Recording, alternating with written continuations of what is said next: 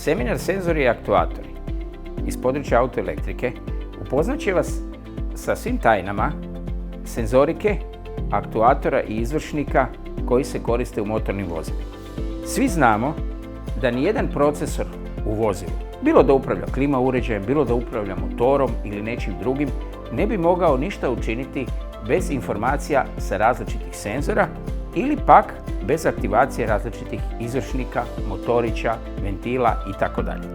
Ovaj seminar upoznat će vas sa fizikalnim principima i načinima rada senzorike i sa principima rada elektromagnetskog principa Hallovih senzora, principa piezo senzora itd. A isto tako obradit ćemo i načine na koji rade izvršnici i aktuatori. Da li su to elektromagnetni pogoni, ventili ili nešto drugo.